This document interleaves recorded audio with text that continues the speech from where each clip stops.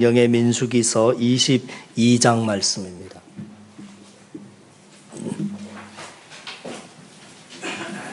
민수기서 22장 오늘 말씀은 사실 참 방대합니다. 방대해서 이곳저곳 살펴봐야 되는데 다 살펴볼 수가 없어서 그냥 1절, 2절, 3절, 4절 이렇게 말씀을 보려고 합니다. 민수기서 22장 1, 2, 3, 4절 말씀 보십니다. 같이 읽습니다. 이스라엘 자손이 또 길을 떠나 모압 평지에 진을 쳤으니 요단 건너편 곧 여리고 맞은 편이더라. 십볼의 아들 발락이 이스라엘이 아모리인에게 행한 모든 일을 보았으므로 모압이 심히 두려워하였으니 이스라엘 백성이 많음으로 말미암아 모압이 이스라엘 자손 때문에 번민하더라. 미디안 장로들에게 이르되 이제 이 무리가 소가 밭에 풀을 뜯어먹음 같이 우리 사방에 있는 것을 다 뜯어먹으리로다 하니 그때의 십볼의 아들 발락이 모압 왕이었더라. 아멘. 우리 앞뒤 옆 사람 살피시면서 반가운 인사 나눕니다. 반갑습니다. 인사 나눕니다. 반갑습니다. 반갑습니다. 자, 구약 시대의 당시의 사람들은 국가 간의 전쟁이 나면 국가 간의 그 전쟁을 신들의 전쟁이다 하는 그런 세계관을 가지고 있었습니다. 각 나라, 각 민족이 믿고 있는 신들 중에서 더 센 쪽이 이제 이긴다라는 생각입니다.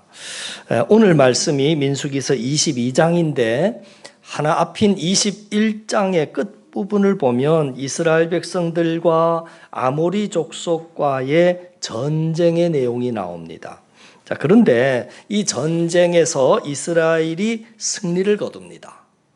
그러니까 이것을 구약시대 사람들의 관점으로 해석을 하면 어떻게 해석이 되느냐면 이스라엘 백성들의 신인 여호와 하나님이 아모리 족속의 신을 이겼다 하는 개념이 됩니다. 그러니까 이러한 이스라엘 백성들의 승리를 지켜보면서 바짝 긴장을 한 사람이 있었는데 그 사람이 바로 오늘 본문에 나오는 모압의 왕 발락이라고 하는 왕이었습니다. 이스라엘이 전쟁에 승리해서 그 세력을 키워가고 인구수도 자꾸 증가를 하니까 모압은 그러한 이스라엘이 두렵기도 했고 또 한편 마음에 거슬렸던 겁니다.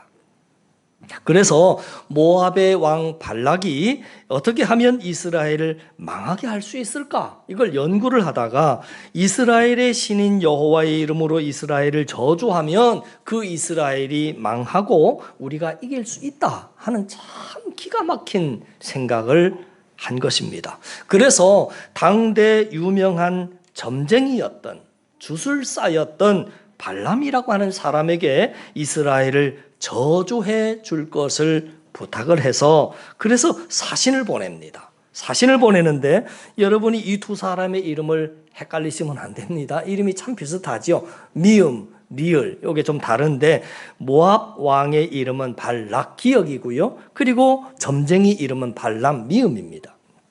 자, 그래서 이스라엘을 저주해 줄 것을 부탁을 하는 내용이 오늘 5절과 6절 말씀입니다. 그래서 왕의 명령을 받은 모압 장로들이 두둑한 복채를 가지고 발람을 찾아가서 왕의 뜻을 전합니다.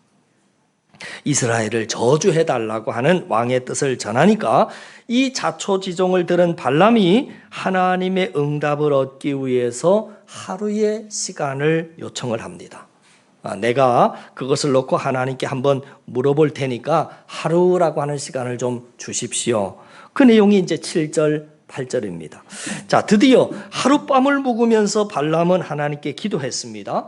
발락이라고 하는 모압 왕이 이스라엘을 저주를 해달라고 하는데 이렇게 청을 해오는데 제가 저주를 할까요 말까요 하고 기도를 하는데 하나님께서 저에게 응답을 분명히 주셨습니다. 어떤 응답을 주셨느냐면 이렇게 응답 주셨어요. 여러분 같이 말씀 보십시다. 12절 말씀입니다.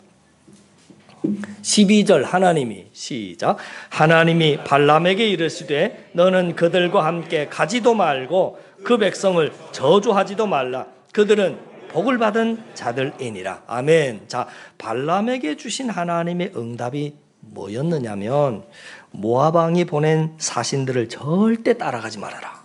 따라가지 말아라. 그리고 이스라엘을 저주해서도 안 된다. 왜냐하면 그 이스라엘 백성들은 나의 백성으로서 복의 백성이다 하고 말씀을 하신 겁니다.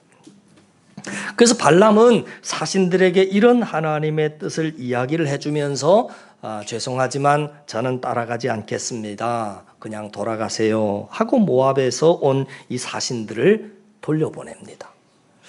자, 그렇게 해서 사건이 깔끔하게 잘 마무리됐으면 참 좋았는데 문제는 거절을 당하고 돌아간 그 사신들이 자신네들의 왕인 발락 왕에게 보고를 하러 갔습니다. 그래서 이스라엘을 저주하기 싫다고 하던데요.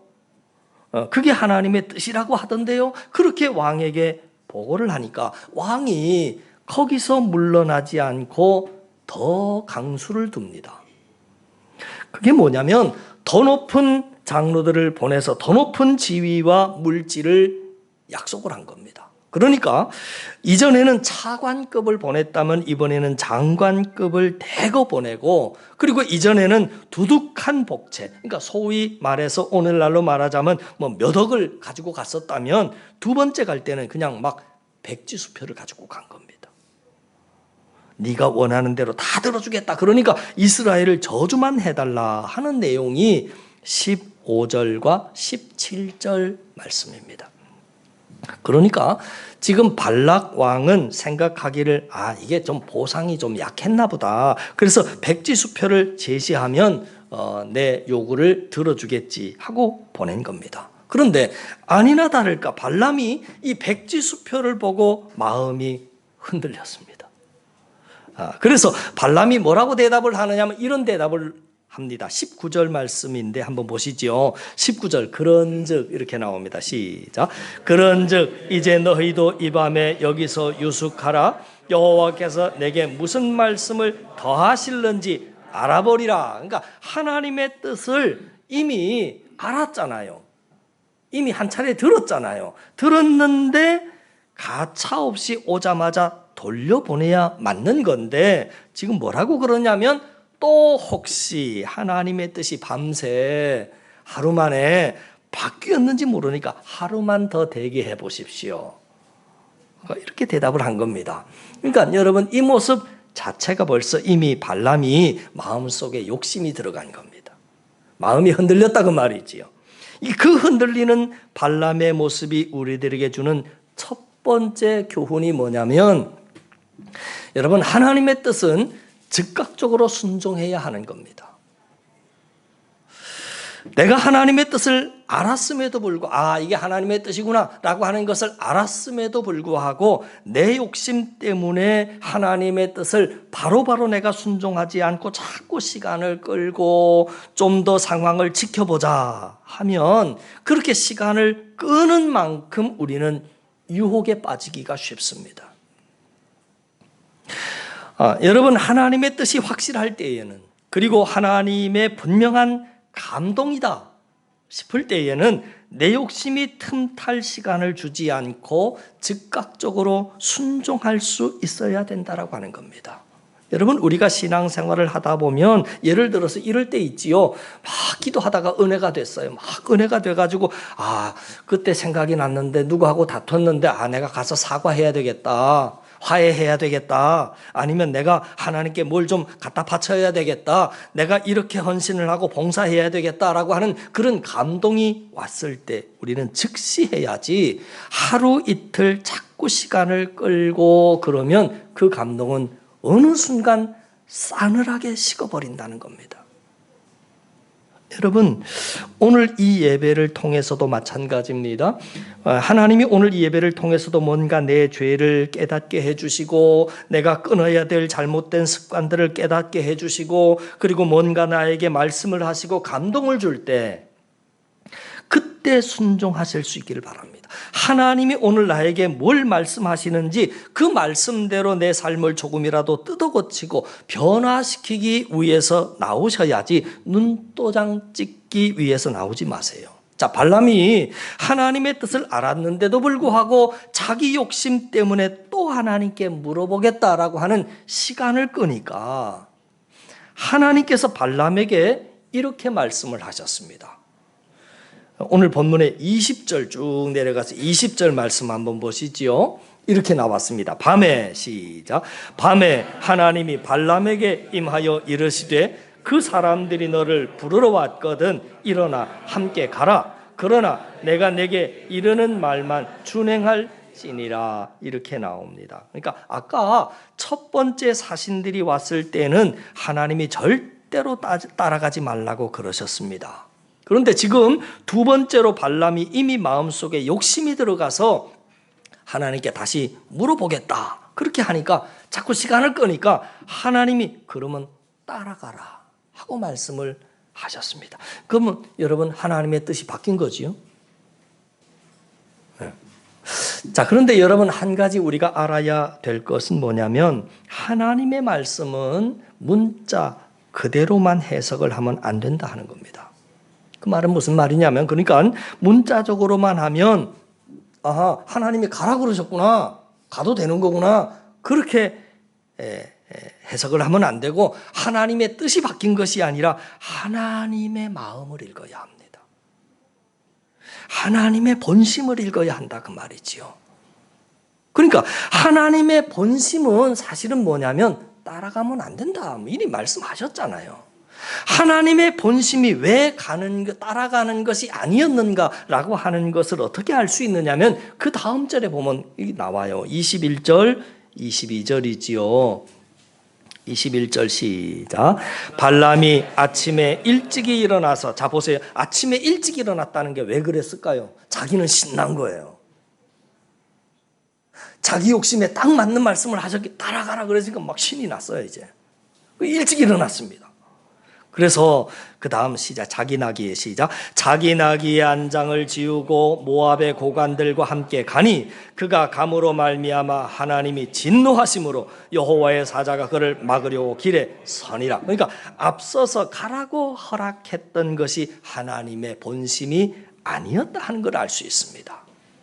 발람이 그 하나님의 말씀을 듣고 사신들을 따라서 출발을 하니까 하나님이 진노하셨다 그랬어요. 그리고는 하나님께서 하나님의 사자를 보내서 지금 발람이 가는 길을 막았었습니다. 그래서 오늘 내용을 자세히 보면 이런 겁니다.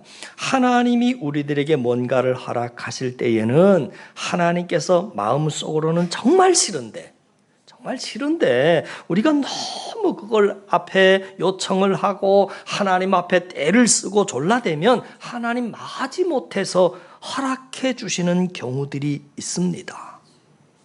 마치 이스라엘 백성들이 자기들의 주변국을 보면서 우리도 왕을 주십시오. 자꾸 떼를 쓰고 하나님 앞에 졸라대니까 하나님이 하나님의 뜻이 아님에도 불구하고 사울 왕을 허락했던 것처럼 지금 발람의 경우가 그런 겁니다. 우리는 되게 그래서 하나님 앞에 막 기도를 하고 하나님 앞에 쫄라대고 하나님 앞에 떼를 써서 받아내면 그게 다 하나님이 주셨으니까 하나님의 뜻이라 하나님이 복 주신 거다라고 그렇게 해석을 하지만 그건 착각입니다. 그렇지 않습니다. 하나님의 뜻이 아니어도 내가 떼를 쓰면 하나님 주시는 경우가 있습니다. 그러나 여러분 잊지 말아야 할 것은 마지못해서 하나님이 준 그 응답은 받으면 복이 아니라 화가 되더라 하는 거지요. 사울의 경우가 그런 거잖아요. 화가 됐잖아요. 나라가 흥왕하고 하나님 더 잘 믿는 나라가 됐는가? 아니요. 그렇지 않았습니다. 그래서 여러분 시편 말씀을 한 구절만 좀 찾아볼 텐데 여기 앞에 보여드려요. 시편 106편 15절 말씀에 보니까 하나님이 이렇게 말씀하셨습니다. 참 무서운 말씀이 나오는데 시편 106편 15절 그러므로 시작. 그러므로 여호와께서는 그들이 요구한 것을 그들에게 주셨을지라도 그 영혼은 쇠약하게 하셨다. 아주 무서운 말씀이지요. 하나님이 그들이 요구하는 건 막 떼를 쓰고 하나님 앞에 막 졸라대고 그들에게 그걸 줬어요. 그러나 그들의 영혼은 쇠약하게 하셨다. 그들의 영혼이 더 침체됐다 그 말이죠.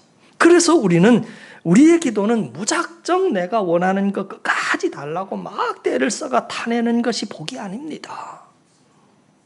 진짜 바람직한 기도는 기도를 통해서 내가 때를 쓰는 것이 아니라 기도를 통해서 하나님의 뜻이 어디 있는지, 하나님의 마음이 어디 있는지, 하나님의 본심이 뭔지 그걸 알아내는 거예요.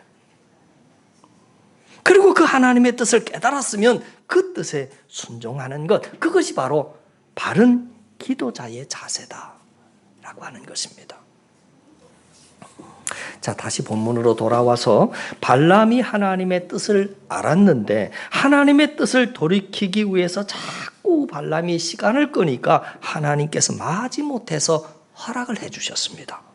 그래서 장로들을 따라가다가 중간에 여호와의 사자가 막아선 것 장면까지 말씀을 드렸잖아요. 자, 여호와의 사자가 오늘 본문을 보면 칼을 막 빼들고 지금 막았었습니다. 근데 문제는 막아서 있는 이 하나님의 사자를 발람은 보지 못했는데 발람이 타고 있던 나귀가 그 여호와의 사자를 먼저 봤어요. 그래서 나귀가 그 천사를 보고 막 두려워서 다른 데로 막 도망을 하는 겁니다. 막 들러 가고 논두렁으로 가고 막 난리가 났어요. 무서우니까 도망가는 거예요. 그러면 여러분이 발람의 입장이라고 생각을 하면 지금까지 나귀가 멀쩡했습니다. 나귀가 멀쩡해서 말 잘 듣고 잘 가다가 내가 시키지도 않았는데 나귀가 막 옆으로 눈동으로 막 가고 그러고 있는 겁니다. 그러니까 발람 입장에서 생각하니까 얘가 미쳤나 지금. 에? 그 생각이 드는. 갑자기 이게 왜 이러냐. 그러고 말을 하는데 나귀가 결국에는 다른 길로 가다가 여호와의 사자 앞에 딱 마주쳐서 더 이상 도망갈 데도 없고 그러니까 주저앉아 버리고 말았어요. 나귀가. 그러니까 발람이 화가 났습니다. 이게 나귀가 갑자기 말 잘 듣던 나귀가 막 논두렁으로 가고 밭두렁으로 막 가고 그러다가 갑자기 이게 막 주저앉아 버리니까 이게 왜 이러냐. 그 나귀가 오늘따라 미쳤냐. 그 내용이 27절 28절 말씀인데 한번 보시죠. 나귀가 시작. 나귀가 여호와의 사자를 보고 발람 밑에 엎드리니 발람이 노하여 자기 지팡이로 나귀를 때리는지라. 여호와께서 나귀의 입을 여시니 발람에게 이르시되 내가 당신에게 무엇을 하였기에 나를 이같이 3번을 때리냐. 여러분, 이것이 성경에 참 굉장히 놀라운 장면이지요. 하나님이 보통 선지자들이나 주의 종을 통해서 말씀을 하시게 되는데 오늘 본문에는 유독 짐승이 지금 말을 하고 있는 겁니다. 참 놀라운 장면. 짐승이 말을 하고 있습니다. 그러면서 나귀가 그때부터 말을 하기 시작합니다. 그 뒤를 보면 나귀가 이제 말을 하기 시작하면서 그 여호와의 사자 천사가 발람의 눈도 열어줍니다. 그 영적인 눈이 열리니까 발람의 눈에도 이제 여호와의 사자가 보이는 겁니다.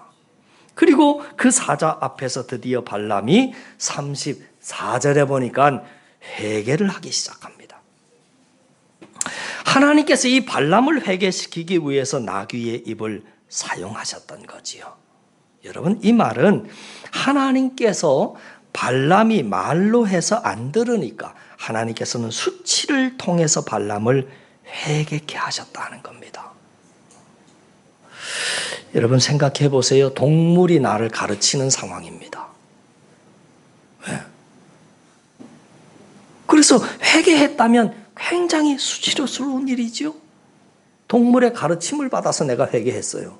그럼 짐승마도 못한 참 부끄러운 일이, 그건 참 웃기는 일이 아니라 수치스러운 일입니다. 나귀가 뭐라고 했을까요, 여러분? 그 이야기는 안 나와요. 안 나오는데 이게 이제 이 얘기죠. 이렇게 나왔어요. 지금은 지금 막 때렸어요. 몇 대 때렸다고요? 3대를 때렸다 그랬어요. 그러니까 나귀가 뭐라고 그랬어요? 왜 나 때리냐? 나귀가 왜 날 때리냐? 왜 때리는데? 그리고 예를 들어서 뭐 회개해 너 정신 차려. 안 보이냐? 뭐 아마 그랬겠죠. 동물은 지금 보고 있는데 자기는 못 보는 거예요. 우리가 이 부분을 보면서 한 가지 깨달아야 될 것은 하나님이 우리들에게 말씀으로 하시는데 말씀으로 우리의 죄를 지적하시고 우리가 뭘 순종해야 될지 알려주시는데 우리가 그 말씀을 순종하지 않고 계속 그 말씀을 무시하게 되면 하나님은 때가 되면 수치스럽게 또 때로는 고난을 통해서 우리에게 깨닫게 하신다는 겁니다. 그러니까 처음에는 하나님께서 성경을 통해서 여러분들에게 말씀으로 하시고 예배 자리에 나왔을 때 설교 말씀을 통해서 여러분들에게 계속 말씀을 하세요. 뭘 버려야 된다, 또 어떤 것은 순종해야 된다, 계속 말씀을 하십니다. 그런데 여러분들이 끝까지 그 말을 듣지 않으면 하나님은 때가 되면 수치와 고난의 방법을 통해서 우리로 하여금 회개의 자리에까지 가게 하신다는 겁니다. 그래서 우리가 건강을 잃고 재산 날리고 그제서야 회개하고 돌아오지 마시고 하나님께서 신사적으로 말씀으로 하실 때 죄악의 길에서 돌이키고 또 하나님 앞에 순종해야 될 것은 순종하며 나가는 저와 여러분 우리 모두가 다 되실 수 있기를 주님의 이름으로 간절히 축원을 드립니다. 자, 이제 발람이 회개를 했습니다. 회개를 했는데 하나님께서 따라가라 아까 이제 허락을 하셨잖아요. 그래서 결국 발람이 그 길로 사신들을 따라가서 드디어 발락 왕을 만납니다. 드디어 발락과 발람이 만납니다. 그러면 발락 왕이 발람에게 원하는 것이 딱 하나였습니다. 뭐냐면 이스라엘을 저주해달라는 겁니다. 그래서 이제 우리 이스라엘을 어깨동무를 하고는 우리 한번 저주를 한번 해보자. 그래, 저주 시작. 그랬더니 발람이 입을 열어서 말을 했는데 무슨 말이 나와? 저주의 말을 해야 그게 정상이었는데 그러지 아니하고 거꾸로 축복의 말이 막 쏟아져 나오는 겁니다. 그 내용이 23장으로 넘어가면 8절에 이렇게 나와 있습니다. 8절 시작. 하나님이 저주하지 않은 자를 내가 어찌 저주하며 하나님이 꾸짖지 않은 자를 내가 어찌 꾸짖겠느냐. 그러면서 도리어 축복을 선포합니다. 그러니까 지금 모압 왕 발락 입장에서는 참 기가 막힌 상황이잖아요. 저주하라 그랬는데 막 축복을 해대니까 그러면 이거 안 되는가 보다. 이것도 안 되는가 보다. 발락이 좀 포기를 해야 되는데 이 발락 왕도 참 끈질깁니다. 먼 길 오느라고 당신 피곤하셔서 제정신이 아닌가 본데 우리 다시 한번 해보자. 그래가지고는 계속 저주를 시킵니다. 이 뒤에 내용이 다 그 내용입니다. 자, 발락 왕이 저주를 시켜서 시작. 그러면 입을 열기만 하면 또 축복을 합니다. 여러분 이게 정말 놀라운 장면입니다.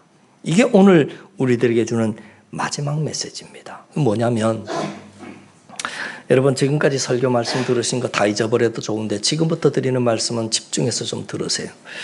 지금 발락이 저주를 요구하면 발람이 저주가 아니라 이스라엘 백성들을 향해서 축복을 합니다. 그걸 누가 시킨 거냐면 하나님이 시키셨습니다. 자, 하나님이 그의 마음과 입술을 주장하셔서 이런 일이 벌어지게 된 겁니다. 자, 오늘 말씀이 여러분 민수기자잖아요. 민수기입니다. 민수기의 원래 책 제목은 광야에서입니다. 그러니까 이스라엘 백성들이 애굽에서 출애굽을 하고 가나안 땅 들어가기 전까지 40년 동안의 광야 생활을 한 것을 기록해 놓은 책이 바로 민수기입니다. 그러면 40년 동안 이스라엘 백성들의 광야 생활을 단 두 단어로 저보고 요약을 하라고 한다면 저는 이렇게 요약을 합니다. 첫째, 허물. 둘째, 반역. 허물과 반역의 역사였습니다. 여러분이 민수기를 보면 끊임없이 죄만 반복해서 이스라엘 백성들을 반복하는 그런 이스라엘 백성들의 모습이 나오잖아요. 하나님이 보셨을 때 이쁜 짓이라고는 하나도 찾아볼 수 없습니다. 그 미운 짓만 골라서 계속하는 내용이 바로 민수기의 내용이다 그 말입니다. 그러니까 하나님 입장에서 보자면 도무지 이 이스라엘 백성들은 이뻐할 리야 이뻐할 구석이 하나도 없는 겁니다. 복을 줄래야 복을 줄 구멍이 하나도 없는 겁니다. 그리고 오늘 본문 말씀은 22장이잖아요. 22장인데 21장에서 이스라엘 백성들이 하나님께 또 원망하고 또 불평하고 막 그랬어요. 21장 바로 앞에서도 그 원망하고 불평하다가 결국에 무슨 일이 벌어져 불뱀이 나와가지고 막 이스라엘 백성들을 물어 죽이는 심판의 장면이 나오는 것이 21장 끝절입니다. 그러니까 무슨 말이냐면 방금 전까지도 미운 짓을 하고 죄만 짓는 백성들이었습니다. 그리고 나서 지금 발람의 사건이 터졌습니다. 그러면 여러분, 발람이 하나님 마음에 발람이 저주하도록 그냥 하나님 내버려 두셔야 맞는 겁니까? 아니면 축복하도록 하나님이 간섭하셔야 맞는 겁니까? 앞뒤의 문맥을 들여다보면 우리 같았으면 아이고 저것들 징글징글하다. 저주해야 맞는 겁니다. 그냥 내버려둬야 맞는 겁니다. 지금까지 하는 짓만 생각하면 저주받아야 마땅한 백성들입니다. 그런데 참 놀라운 것은 발람이 이스라엘을 저주하려고 하니까 하나님이 기가 막히게 막아주셨어요. 내 사랑하는 백성, 복받은 백성 절대 저주해서는 안 된다. 그래서 하나님께서 막아주셨습니다. 여러분, 이게 하나님의 사랑입니다. 사실 이스라엘 백성들의 모습과 발람의 모습이 누구의 모습이냐면 우리들의 모습입니다. 여러분, 지난 한 주를 살아가면서 하나님의 영광을 위해서 사신 분이 우리 가운데 얼마나 있습니까? 대부분이 우리가 다 내 자신을 위해서, 내 가족을 위해서 살았지 하나님의 영광을 위해서 살았던 사람이 얼마나 됩니까? 여러분들에게 주신 물질과 시간과 재능과 그 모든 것 하나님을 위해서 여러분들이 지난 한 주간 동안 얼마나 써보셨습니까? 여러분들이 지난 한 주의 삶만 놓고 보더라도 하나님의 뜻에 순종하는 삶이 많았습니까? 아니면 불순종하는 삶이 많았습니까? 우리의 삶의 모습이 꼭 민수기의 모습입니다. 원망하고 불평하고 이쁜 짓이라고는 하나도 없고, 그런데도 주일 예배를 나오면 하나님은 여러분들을 저주하지 않습니다. 하나님은 여러분들을 여전히 사랑하시고 여전히 포기하지 않으시고 여러분들에게 말씀을 통해서 새롭게 하시고 복을 주시기를 원하신다. 이게 정말 이해할 수 없는 하나님의 사랑이지요. 우리가 드리는 예배의 순서 중에 여러분 맨 마지막 순서가 뭔지 아십니까? 축복 기도로 끝이 나요. 이걸 잊지 마십시오. 여러분, 하나님이 여러분들을 예배의 자리에 불러서 한 주 내내 하나님 보시기에 못난 짓만 골라서 했던, 하나님 앞에 연약한 모습만 보였던 우리들을 예배의 자리로 불러서 하나님이 결국에는 우리들에게 주시고자 하시는 게 뭔가 축복이다 그 말이지요. 그래서 예배의 마지막에 축도로 끝이 나는 겁니다. 무슨 말이냐? 하나님이 복 주시기를 원하신다는 겁니다. 그러므로 부탁드리기는 이 하나님의 이해할 수 없는 놀라운 사랑으로 여러분들의 가슴을 한번 채워보세요. 민수기서에 나오는 이스라엘 백성들과 같이 늘 넘어지고 늘 부족한 나를 오늘도 여전히 다시 한번 품어주시고 오늘도 기회 주시고 더 오래 참고 기다려주시는, 그리고 예배의 자리로 불러서 축복받을 자격이 하나도 없는 나에게 다시 한번 축복해 주시는 그 하나님의 사랑을 여러분들이 깨달아서 그 하나님의 사랑으로 공허한 여러분들의 가슴을 가득 채워보세요. 은혜가 채워지면요, 원망 나가지 않습니다. 상처받을 일도 없습니다. 원망할 일도 없는 거예요. 자, 오늘 말씀 정리해 볼게요. 3가지 말씀드렸습니다. 첫 번째는 발람과 같은 기도하면 안 된다 하는 말씀드렸습니다. 하나님의 뜻을 자꾸 바꾸기 위해서 떼쓰는 기도하면 안 된다 그 말입니다. 그러니까 진정한 기도는 기도를 통해서 하나님의 뜻이 뭔지, 하나님의 본심이 뭔지 그걸 깨달아서 내 삶을 하나님의 뜻에 맞춰야지. 하나님 나 따라오세요 그러면서 내 뜻을 자꾸 쫄라대고 어떻게든지 그걸 타내고, 그러고 타내고 나면은 다 하나님이 하셨다 그러고 하나님 응답하셨다 그러고 하나님 다 하셨다고 자꾸 간증하는데 그 어떻게 사울이 그러면 하나님이 정말 응답하셔서 하나님이 복 주셔서 그렇게 이스라엘의 왕이 됐나요? 그렇지 않다는 거지요. 화가 아니라 복이 아니라 화가 될 수 있다 하는 말씀을 드린 것이고요. 두 번째, 하나님께서는 우리에게 항상 먼저 말씀으로 권면하신다는 겁니다. 처음부터 매를 드시지 않습니다. 말씀으로 하나님이 우리에게 말씀으로 하실 때 순종하셔야지요.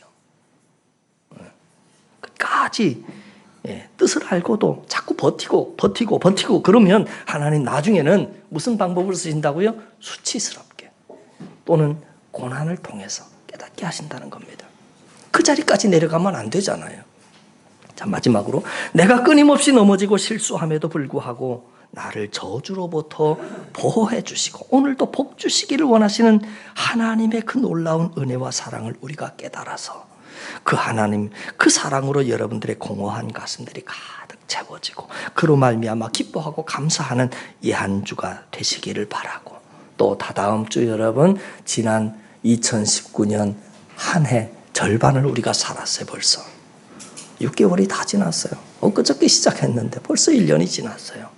전반기 은혜 가운데 일용할 양식 주시고 육신이 건강한 것처럼 우리의 영의 양식을 허락하신 그 하나님, 맥추감사주의를 그렇게 잘 준비해서 우리 하나님 앞에 신령과 진정으로 산제사 올려드리는 저와 여러분의 삶이 되기를 주님의 이름으로 간절히 축원을 드립니다. 기도드리겠습니다. 하나님